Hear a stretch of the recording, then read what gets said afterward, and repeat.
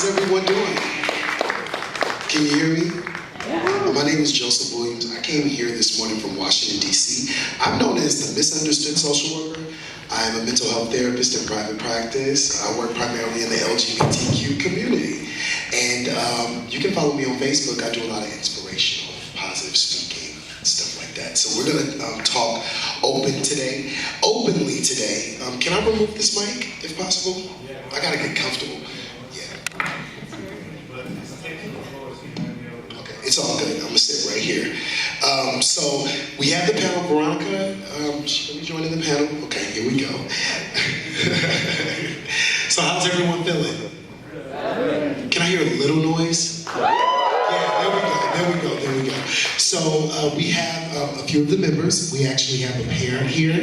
We have Kativa, we have Regine, we have Veronica, and we also have Deanna.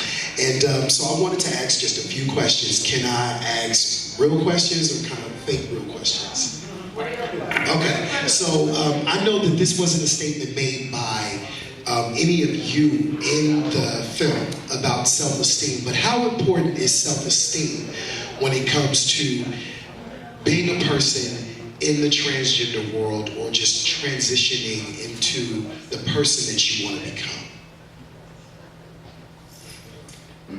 Anyone can jump in. Well, I love me. Okay. I'm the most important person in the world to me. So,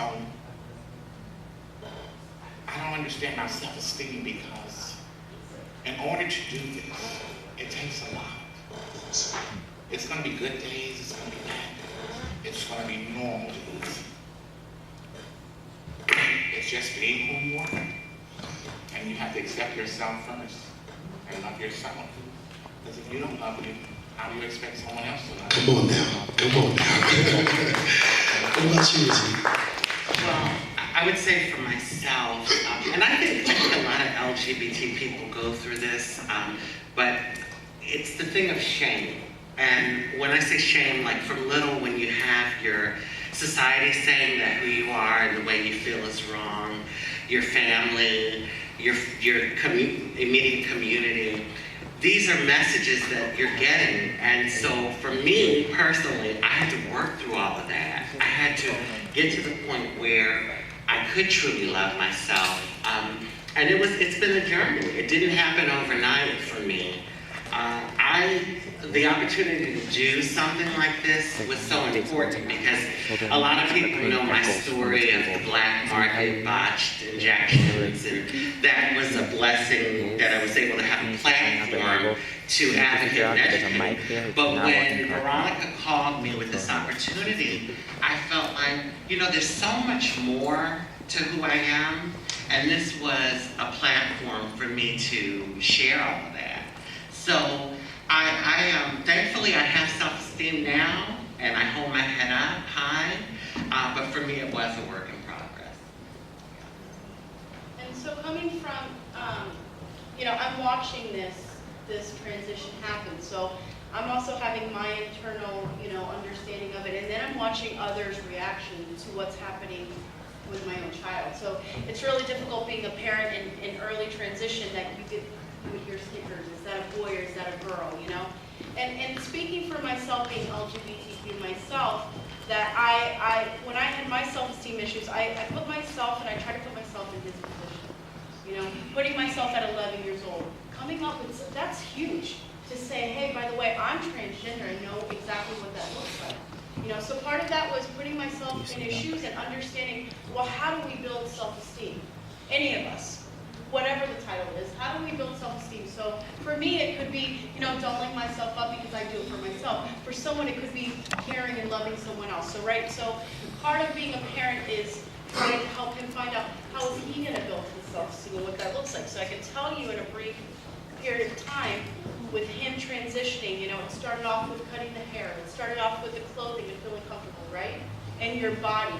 And then that internal self, with him transitioning as early as it did, I saw him go from a very depressed child that never smiled, that every school picture was, to every year you saw that smile get bigger and bigger and bigger as he transitioned. So part of self-esteem is doing esteemable acts.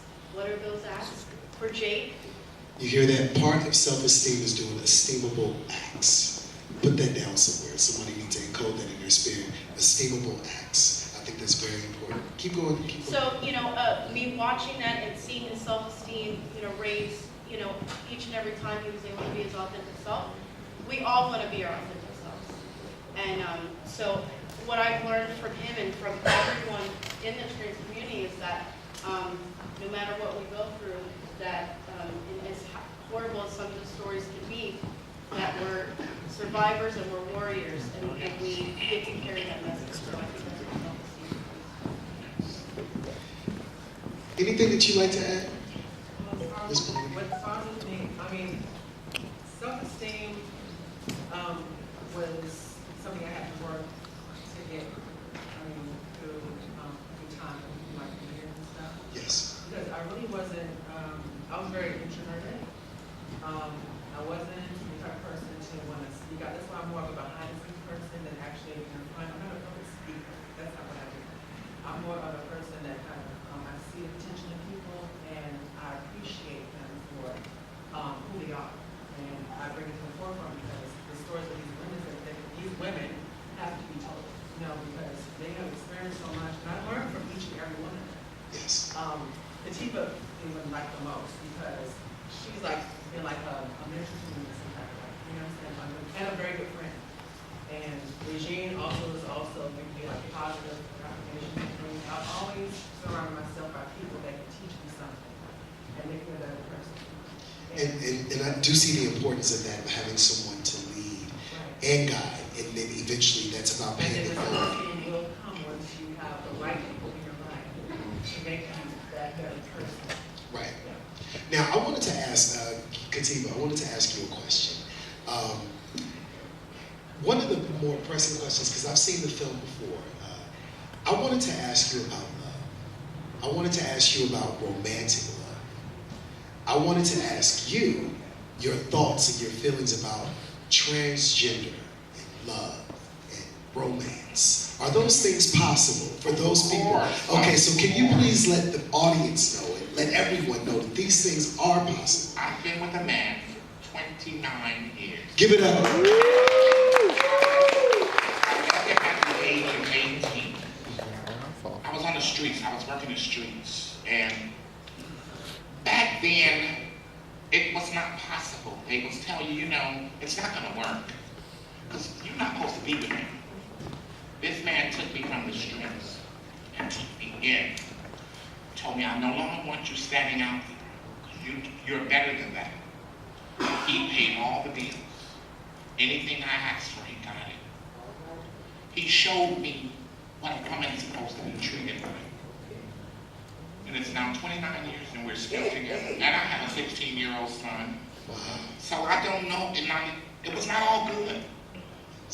I went back to the streets because it was something I wanted to do. Because everybody else was doing it. And the money was great. But I still heard in the back of my head this man say they're better than that. Leave the streets alone. It's 2000. A man pulled a gun in my head.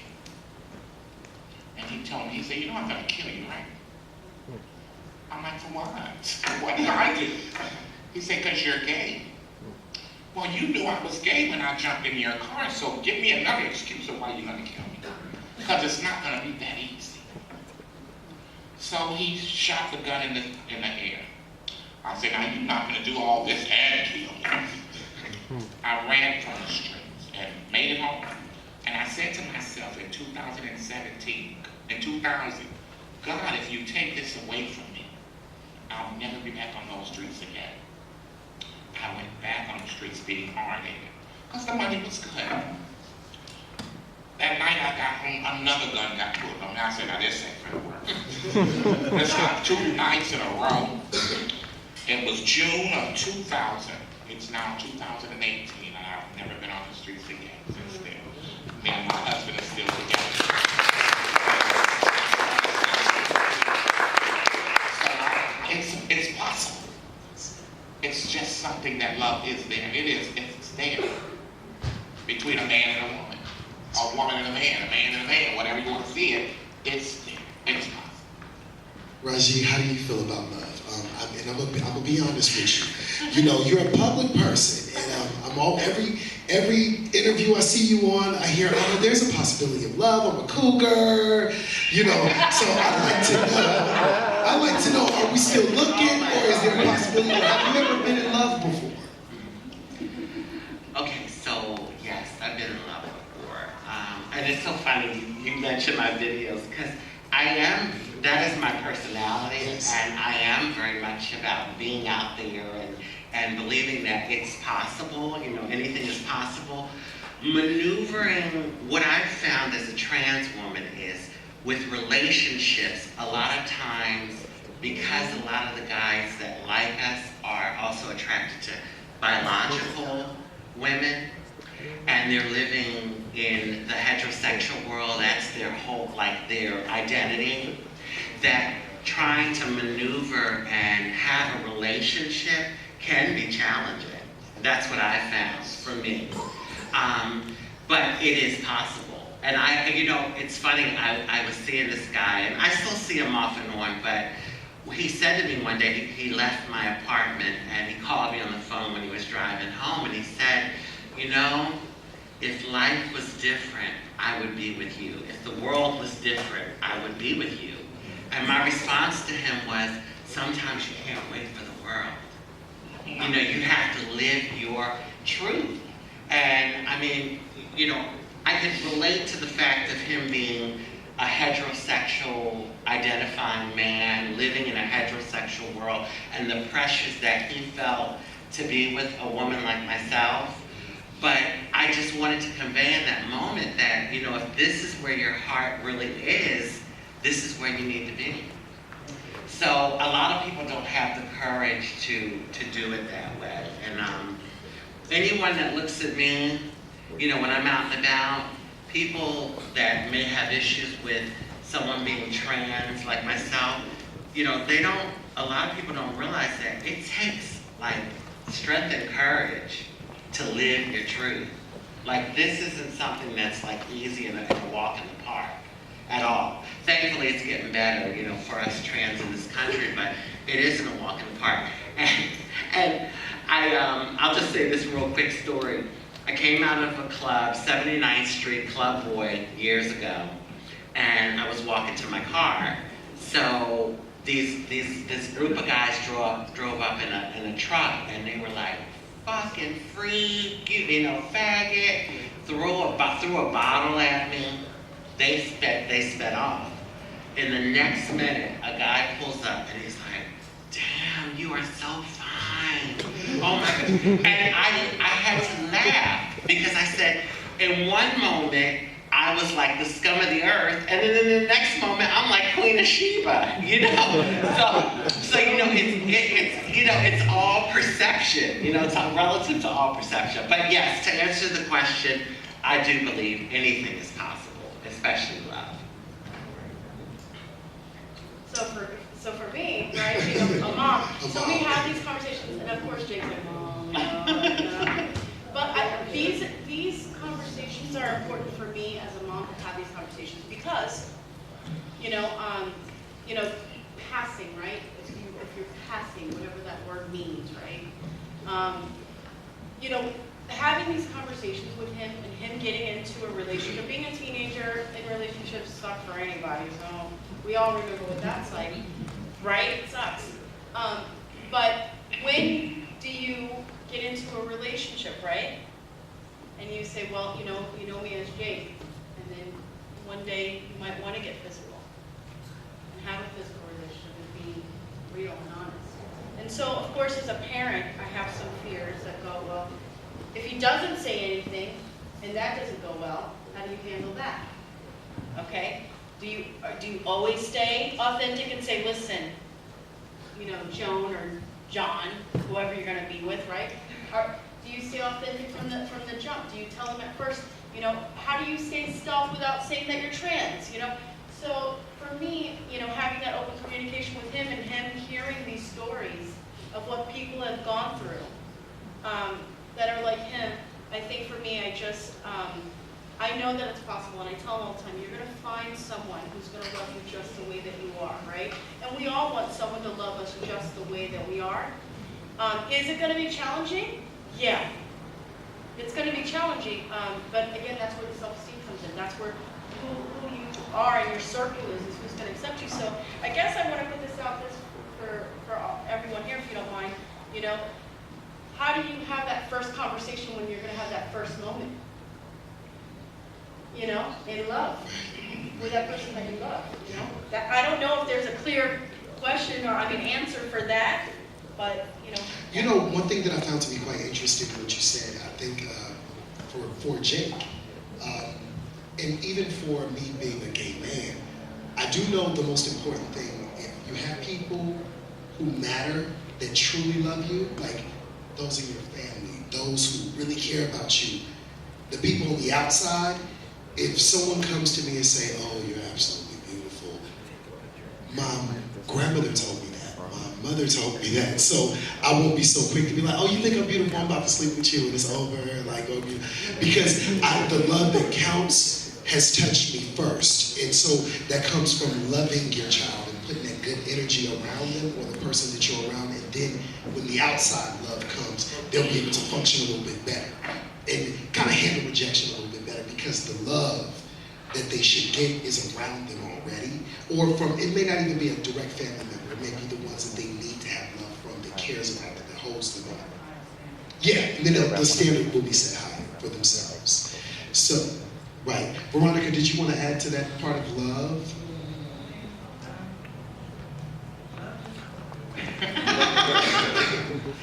I've been in a relationship with somebody for a really long time, and you know it's hard because you know everybody is their own person, so it's just difficult to be in a relationship with a man in general, because they're always, we're not talking about men, but men are more like followers. You know, if they see their homeboy doing something, whatever, they're going to try to do the same exact thing. It's kind of like the leader of the pack. Right, it's like a leader of the pack. So, you know, you don't know when someone really loves you, because it takes a really strong man to be the transport. It does. It takes a really strong man to stand up and be the person who he is, you know, and that's a leader. And when you find someone like that, you just cannot let them go. I mean, that's why I'm probably still in the same relationship for the past 10 years, because it's hard to find that. It's hard to find that in a man being a trans woman. It's very difficult. And you know, when I moved back in town and everything, and I was like at my lowest, it's like, he said the same thing to me. He picked me up and he helped me out along with my family and my sister and everybody else, but he really stood by me, like, everything. That's beautiful. So, with images of transgenders all over the world right now, and I know at one point a few years ago it really started to become a thing, and the conversation was kind of more had haphazardly based on a particular Kardashian and everything else. But I wanted to ask you guys this, because you do see images of transgender children. Okay, like, you know, when you were saying about kids that were raised up and shown love, that's kind of somewhat, you have a certain standard of people that you would probably try to do. You know, so I think that's you know, that's They're being supported. when your family supports you, they show you that love, and they build your child as a person, and they have that self-esteem, and no one can recognize. Yeah. Absolutely, I agree with that. So, with all of the images of transgenders out there, thank you for adding love and seeing that you're talking and getting into it now. So, you know, you have a lot of different images of transgenders, be it black, white, your children now. You can look right on social media. You have people like T.S. Madison and, you know, a host of other people. Do you think some of the imaging may be negative, that may be a misrepresentation of the community and what's being kind of put in the forefront, like these are the girls, or these are transgender children? Do you feel that they're putting, or the wrong images are getting the wrong type of attention? Everybody has a mind of their own. Yeah. And because what you see there, if you're in a community and I see girls. Every girl does not look like T.S. Madison or look like that or post pictures of boobs and butt and all that. There's different, that's like they're different women. Just like T.S. Madison and all the rest of the girls that you call, the same thing they do, women do. And you can't judge a book by its cover. Because I wouldn't do it. But not saying if I had the type of body I wouldn't. Or if I was younger, I've done the same thing. But in maturity, you say, well look, I don't have to do that right now. I'm going to be accepted either good or bad. And when I run into people, I say, listen, you know, I used to do those things. I don't judge nobody. Because you learn from experience. I didn't start out looking like this.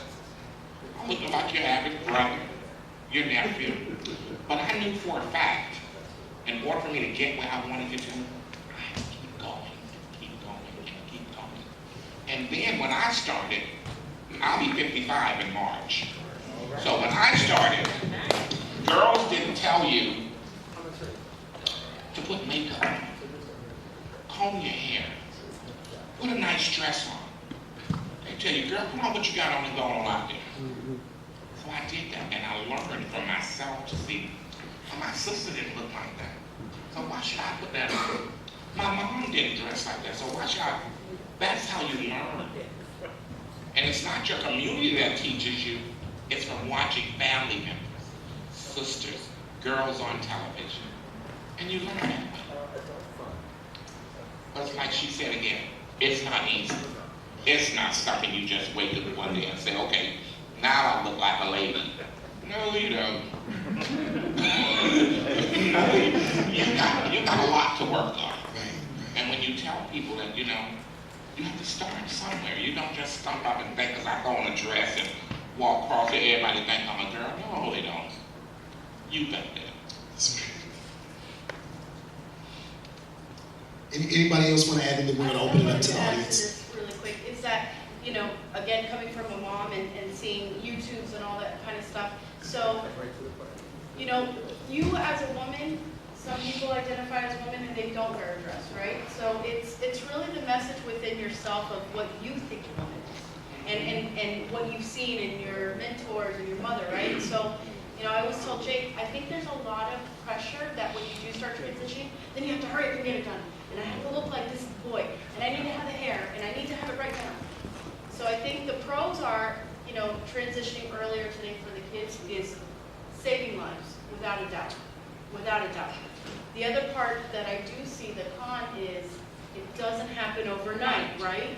And then your idea of what a boy is within yourself. And then if your dad, you know, are you looking up to your dad? Does your dad think you're man enough? You know, so that's, at the end of the day, you have to find that, you have to have that answer within yourself of what a boy is or a girl is, you know? Create your own definitions. He who defines controls. So if you allow yourself to function under one person's definition, you're under their control. So you set the definition and tell your own story, right? Right? Okay. All right. So, Raji, and then I'm going to open it up to the audience. Yeah, I just want to say one thing. You know, I've been an activist for over 20 years, and when, you know, in the trenches, really trying to advocate for transgender rights and equality.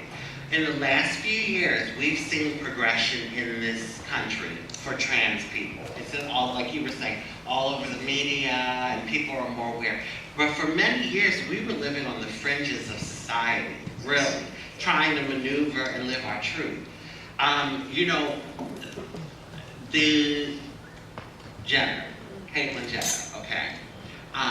The one thing I think that she did for the community, because you were talking about image, there's no one transgender person that can represent our community as a whole. There's no one transgender person because there's so many different types of us.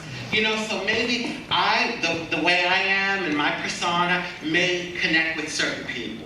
But then there's certain people that probably don't even see me, you know, but they see someone like Caitlyn or someone like you or Veronica. So we all have a place at the table. I do believe that. But what I was going to say with Caitlyn is the one thing I really think she did for us as a community is she made Joe Blow in Alabama that wouldn't have even given us a look stop and say, what? What's this transgender thing? Because here you had an American Olympic athlete coming out and saying, I've always felt like a woman. So that to me made people that wouldn't have even given our community, bat an eye at our community, stop at least for a minute and say, well, wait a minute, what is this transgender thing? This was an American Olympic athlete and he's saying he feels like a woman. Well, now she, but yes, it's time, you know. So I think again, I think we all have our own place. We all are helping the movement in our own unique ways.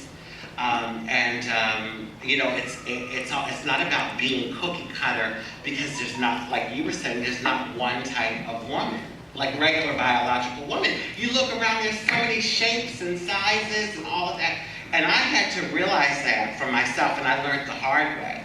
Because you do these things to try to live up to a certain standard. Look at this girl. All right, I'm gonna shut up.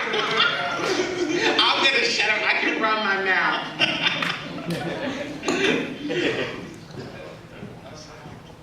Yeah.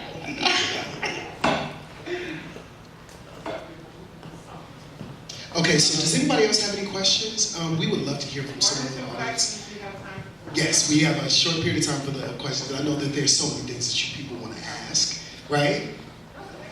You can stand up and make sure you project because we don't have a mic people out there. So. It's okay, pass out. No questions, anybody? I have a question. I think I have to say that I know you work as a little, and I would just like to thank you all for coming out, sharing your story. And I work with juveniles, and I work with enlighten. And so we have a large population of children that we have to house. And oftentimes, the struggle is housing because and the system, we've gotten better, but we're still not there. And so when you talk about the intersectionality of our sexuality, if you all just speak on that a little, and I think I'm really talking to the African American women, how do you work through being black? And if I can go even further, what comes first? So let's kind of have that for like a minute. Okay. Okay, well, for me. Thank you for your question. For me, I experienced racism before being called. I didn't even know what that was when I was younger. I knew the word, the N word before I knew the F word or the G jump, you know, those words. So for me, I was on the way from school, and for times like a long time ago, when I was like predominantly white, and a police officer, I was like maybe 10 or 9 years old, and a police officer pulled me over, and like put me in handcuffs, and put me back in the car. And he said, "Are you stealing something? Were you stealing something?" That stuck with me forever because, you know, but it didn't sound me on Caucasian people and other races. It made me hard. You have to end up, like I said, like she was saying earlier, develop yourself as a person. You have to be confident in who you are. You have to learn these things, like develop yourself as a person. Everything will work out. You have to stand strong within yourself. Well, for me, as a multiracial individual, I learned about race when I started school. Because before starting school, you know, being home with my parents, race wasn't an issue for us. We just were who we are. But when I started to get into school, I got questions like, well, what are you? You know, I got names like Zebra, Half-Breed, and that sort of thing. And I found myself going home and asking my mom, well, Mom, you know, what am I?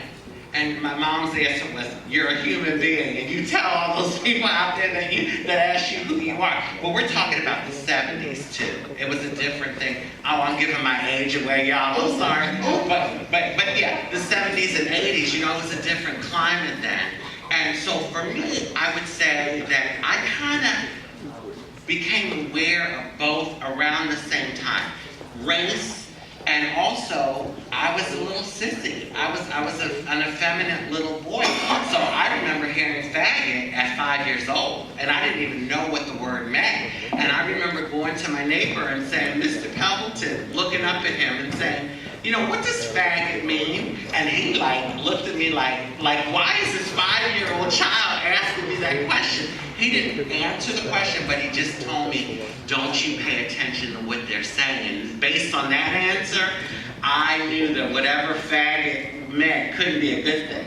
So for me, it was both. And I will say this, as a trans woman, what I realized as an adult is, you know, when you're black or a person of color, at least you can say you have your family, you have your community.